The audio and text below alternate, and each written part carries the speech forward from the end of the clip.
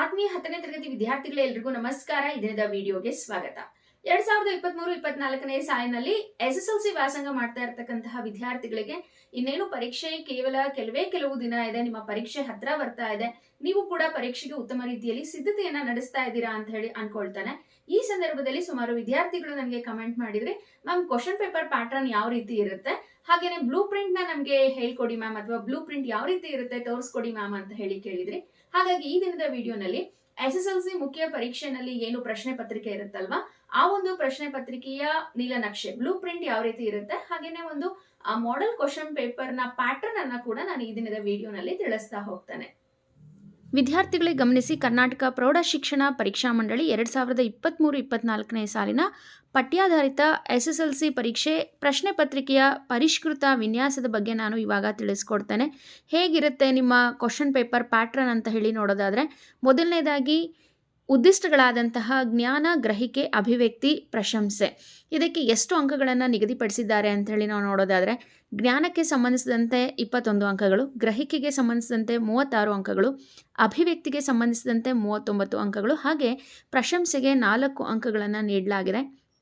ಇನ್ನು ನಂತರ ವಿಷಯಾನುಸಾರ ಎಷ್ಟು ಪ್ರಾಮುಖ್ಯತೆಯನ್ನು ನೀಡಿದ್ದಾರೆ ಅಂತ ಹೇಳಿ ನೋಡೋದಾದರೆ, ಗದ್ಯ ಭಾಗದಿಂದ ಒಟ್ಟು 28 ಅಂಕಗಳಿಗೆ ಪ್ರಶ್ನೆಗಳು ಬರುತ್ತೆ, ಅಂದರೆ 13 ಪ್ರಶ್ನೆಗಳು ಬರುತ್ತೆ. ಪದ್ಯ ಭಾಗದಿಂದ 30 ಅಂಕಗಳಿಗೆ ಪ್ರಶ್ನೆಗಳು ಬರುತ್ತೆ, ಅಂದರೆ 11 ಪ್ರಶ್ನೆಗಳಿರುತ್ತೆ. ಪೂರಕ ಪಾಠದಿಂದ 9 ಅಂಕಗಳಿಗೆ ಪ್ರಶ್ನೆಗಳು ಬರುತ್ತೆ, ಅಂದರೆ 5 ಮಾರ್ಕ್ಸ್ಗೆ 5 ಕ್ವಶನ್ಸ್ ಇರುತ್ತೆ.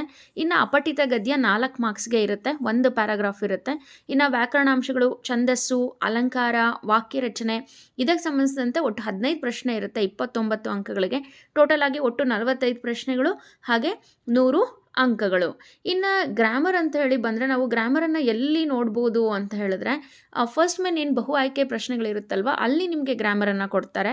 ಅದಾದ ನಂತರ ಸಂಬಂಧಿ ಪದದಲ್ಲಿ ಗ್ರಾಮರನ್ನು ಕೊಡ್ತಾರೆ. ಇನ್ನು ಅದನ್ನು ಬಿಟ್ಟರೆ ಗಾದೆಯನ್ನು ವಿಸ್ತರಿಸಿ ಬರೀತಕ್ಕಂಥದ್ದು, ಅಲಂಕಾರ, ಛಂದಸ್ಸು, ಪತ್ರಲೇಖನ, ಹಾಗೆ ಪ್ರಬಂಧ, ಅಲ್ಲಿ ನಾವು ವ್ಯಾಕರಣಾಂಶಗಳನ್ನು ನೋಡ್ಬೋದಾಗಿದೆ. ಯಾವೆಲ್ಲ ಅಂಶಗಳನ್ನು ಒಳಗೊಂಡಿರುತ್ತೆ ಅಂತ ನೋಡೋದಾದರೆ, ವರ್ಣಮಾಲೆ, ನಾಮಪದಗಳು, ಸರ್ವನಾಮಗಳು, ವಿಭಕ್ತಿ ಪ್ರತ್ಯಯಗಳು, ಮತ್ತು ಕಾರಕಾರ್ಥಗಳು, ಕ್ರಿಯಾಪದಗಳು, ಹಾಗೆ ಕರ್ತರಿ ಮತ್ತು ಕರ್ಮಣಿ ವಾಕ್ಯಗಳು, ಸಂಧಿಗಳು, ಸಮಾಸಗಳು, ಅನ್ಯದೇಶೀಯ ಶಬ್ದಗಳು, ತತ್ಸಮ ತದ್ಭವಗಳು, ಹಾಗೆ ಗ್ರಾಂಥಿಕ ರೂಪ, ದ್ವಿರುಕ್ತಿ, ಹಾಗೆ ಜೋಡುನುಡಿಗಳು, ಅವ್ಯಯಗಳು, ಕೃದಂತಗಳು, ತದ್ದಿತಾಂತಗಳು, ವಾಕ್ಯ ಪ್ರಭೇದಗಳು, ಲೇಖನ ಚಿಹ್ನೆಗಳು, ಪದಗಳ ಅರ್ಥ, ಹೊಸಗನ್ನಡ ರೂಪ, ಛಂದಸ್ಸು ಮತ್ತು ಅಲಂಕಾರ, ಇದಿಷ್ಟನ್ನು ಒಳಗೊಂಡಿರುತ್ತೆ. ಇನ್ನು ಹಾಗೆ ನಾವು ನೋಡ್ತಾ ಹೋದರೆ, ಪ್ರಶ್ನೆಯಾನುಸಾರ ಪ್ರಾಮುಖ್ಯತೆ ಎಷ್ಟಿರುತ್ತೆ, ವಸ್ತುನಿಷ್ಠ ಪ್ರಶ್ನೆಗಳು ಎಷ್ಟಿರುತ್ತೆ, ಅತಿ ಕಿರು ಉತ್ತರವನ್ನು ಬಯಸ್ತಕ್ಕಂಥದ್ದು ಎಷ್ಟಿರುತ್ತೆ, ದೀರ್ಘ ಉತ್ತರ ಬಯಸ್ತಕ್ಕಂಥದ್ದು ಎಷ್ಟಿರುತ್ತೆ, ಹಾಗೆ ಅವಳಿಗೆ ಎಷ್ಟು ಟೈಮನ್ನು ನೀವು ಕೊಡಬೇಕು ಅನ್ನೋದನ್ನು ಇಲ್ಲಿ ನೀವು ನೋಡ್ಬೋದಾಗಿದೆ. ಹಾಗೆ ಮುಂದುವರೆದು ನೋಡೋದಾದರೆ, ನಿಮ್ಮ ಕ್ವಶನ್ ಪೇಪರ್ ಡಿಫಿಕಲ್ಟಿ ಲೆವೆಲ್ ಯಾವ ಥರ ಇರುತ್ತೆ ಅಂದರೆ, ಈಸಿಯಾಗಿರೋ ಕ್ವಶನ್ಸು ಕ್ವಶನ್ ಪೇಪರಲ್ಲಿ ಒಂದು 30% ಇರುತ್ತೆ, ಸಾಧಾರಣವಾಗಿ ಇರ್ತಕ್ಕಂಥದ್ದು ಒಂದು 50%, ಸ್ವಲ್ಪ ಕಷ್ಟವಾಗಿರ್ತಕ್ಕಂಥದ್ದು, ಕ್ಲಿಷ್ಟತೆ ಜಾಸ್ತಿ ಇರ್ತಕ್ಕಂಥದ್ದು 20%, ಒಟ್ಟು 100% ಆಯಿತು. ಇನ್ನು ನಂತರ ನಾವು ನೋಡೋದಾದರೆ, ಕ್ವಶನ್ ಪೇಪರ್ ಪ್ಯಾಟ್ರನ್ ಯಾವ ರೀತಿ ಇರುತ್ತೆ ಅಂದರೆ, ಫಸ್ಟ್ ಮೇನಲ್ಲಿ ಬಹು ಆಯ್ಕೆ ಪ್ರಶ್ನೆಗಳಿರುತ್ತೆ, ಅಲ್ಲಿ 1 ಅಂಕದ 6 ಪ್ರಶ್ನೆಗಳನ್ನು ಕೊಟ್ಟಿರ್ತಾರೆ, 6 ಅಂಕಗಳು. ಸೆಕೆಂಡ್ ಮೇನಲ್ಲಿ ಸಂಬಂಧಿ ಪದವನ್ನು ಕೊಟ್ಟಿರ್ತಾರೆ, ಅಲ್ಲೂ 4 ಪ್ರಶ್ನೆ ಇರುತ್ತೆ, 4 ಅಂಕಗಳು. ನಂತರ ಒಂದು ವಾಕ್ಯದಲ್ಲಿ ಉತ್ತರಿಸಿ ಕೊಟ್ಟಿರ್ತಾರೆ, ಒಂದು ವಾಕ್ಯದಲ್ಲಿ ಉತ್ತರಿಸಿ 7 ಪ್ರಶ್ನೆಗಳಿರುತ್ತೆ, 7 ಅಂಕಗಳಿಗೆ. ನಂತರ 3-4 ವಾಕ್ಯದಲ್ಲಿ ಉತ್ತರ ಬರೀತಕ್ಕಂಥದ್ದು, ಇಲ್ಲಿ 2 ಅಂಕದ 10 ಪ್ರಶ್ನೆಗಳಿರುತ್ತೆ, 10 20 ಅಂಕಗಳು.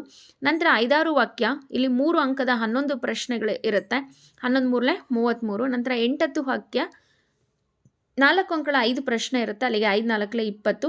ಇನ್ನು ಪತ್ರ, ಪ್ರಬಂಧ, 5 ಅಂಕದ 2 ಪ್ರಶ್ನೆ, ಅಲ್ಲಿ 10 ಮಾರ್ಕ್ಸ್ ಆಗುತ್ತೆ, ಟೋಟಲ್ ಆಗಿ 100 ಮಾರ್ಕ್ಸ್ ಆಗುತ್ತೆ. ಇನ್ನು ನಂತರ ವಿಷಯಾನುಸಾರ ಪ್ರಶ್ನೆಗಳು ಅಂದರೆ, ಇನ್ನು ಗದ್ಯ ಭಾಗದಲ್ಲಿ ಎಷ್ಟು ಪ್ರಶ್ನೆ ಬರುತ್ತೆ ಒಂದು ವಾಕ್ಯದಲ್ಲಿ, ಪದ್ಯ ಭಾಗದಲ್ಲಿ ಎಷ್ಟು ಬರುತ್ತೆ, ಅದನ್ನು ನೀವು ಇಲ್ಲಿ ಗಮನಿಸ್ಬೋದಾಗಿದೆ, ಗದ್ಯ ಭಾಗ, ಹಾಗೆ ಇಲ್ಲಿ ಪದ್ಯ ಭಾಗದಲ್ಲಿ ಗಮನಿಸ್ಬೋದಾಗಿದೆ. ಇನ್ನು ಪಠ್ಯಪೂರಕ ಅಧ್ಯಯನ ನಾನು ಹೇಳಿದ್ನಲ್ವ, ಪಠ್ಯಪೂರಕ ಅಧ್ಯಯನದಲ್ಲಿ 1 ಅಂಕದ್ದು 1 ಪ್ರಶ್ನೆ ಬರ್ಬೋದು. ಇನ್ನು ಉಳಿದಿರ್ತಕ್ಕಂತಹ 8 ಮಾರ್ಕ್ಸ್ಗೆ ಏನು 4 ಕ್ವಶನ್ ಕೊಡ್ತಾರಲ್ಲ, ಅದು 3-4 ವಾಕ್ಯದಲ್ಲಿ ಉತ್ತರಿಸಿ ಅಲ್ಲೇ ಬರ್ತಕ್ಕಂಥ ಸಾಧ್ಯತೆಗಳು ಹೆಚ್ಚಿರುತ್ತೆ. ಇನ್ನು ಅಪಠಿತ ಗದ್ಯಕ್ಕೆ ಸಂಬಂಧಿಸಿದಂತೆ 1 ಪ್ಯಾರಾಗ್ರಾಫನ್ನು ಕೊಟ್ಟಿರ್ತಾರೆ, 2 ಕ್ವಶನ್ಸ್ ಕೊಟ್ಟಿರ್ತಾರೆ, 1 ಕ್ವಶನ್ಗೆ 2 ಅಂಕಗಳು, ಅಲ್ಲಿಗೆ 4 ಮಾರ್ಕ್ಸ್ ಆಗುತ್ತೆ. ಹಾಗೆ ಇನ್ನು ಹೇಳಿದ್ನಲ್ವ, ವ್ಯಾಕರಣಾಂಶಗಳಿಗೆ 10 ಅಂಕಗಳು. ಇಲ್ಲಿ ವ್ಯಾಕರಣಾಂಶ ಅಂದರೆ ಎಲ್ಲಾನು ಬಂತು, ವರ್ಣಮಾಲೆ, ವಿಭಕ್ತಿ ಪ್ರತ್ಯಯಗಳು, ಸಂಧಿಗಳು, ಸಮಾಸಗಳು, ವಾಕ್ಯದ ಪ್ರಕಾರಗಳು, ತದ್ಭವ, ದ್ವಿರುಕ್ತಿ, ಅನುಕರಣಾವ್ಯಯ ಎಲ್ಲದೂ ಬಂತು. ಅದರ ಮೇಲೆ 10 ಅಂಕಗಳಿಗೆ ಪ್ರಶ್ನೆ. ಛಂದಸ್ಸು, ಅದಕ್ಕೆ ಸಂಬಂಧಿಸಿದಂತೆ 3 ಅಂಕದ ಪ್ರಶ್ನೆ, ಅಲಂಕಾರಕ್ಕೆ ಸಂಬಂಧಿಸಿದಂತೆ 3 ಅಂಕದ ಪ್ರಶ್ನೆ, ಗಾದೆ ವಿಸ್ತರಿಸಿ ಬರೆಯಿರಿ 3 ಅಂಕಗಳಿಗೆ ಕೊಡ್ತಾರೆ, ಪತ್ರಲೇಖನ ಮತ್ತು ಪ್ರಬಂಧ 5 ಅಂಕಗಳಿಗೆ ಕೊಡ್ತಾರೆ. ಒಟ್ಟಾರೆಯಾಗಿ 29 ಅಂಕಗಳಿಗೆ ಗ್ರಾಮರು ಇರುತ್ತೆ. ಫಸ್ಟು ನೀವು ಇದನ್ನು ಗಮನ ಇಟ್ಟು ನೋಡ್ಕೋಬೇಕು. ತುಂಬ ವಿದ್ಯಾರ್ಥಿಗಳು ವ್ಯಾಕರಣ ಕಷ್ಟ ಅಂತ ಹೇಳಿ ಅಂದ್ಕೊಳ್ತೀರಾ, ಅದ್ರ ಕಡೆ ಅಷ್ಟು ಕಾನ್ಸಂಟ್ರೇಟ್ ಮಾಡಲ್ಲ.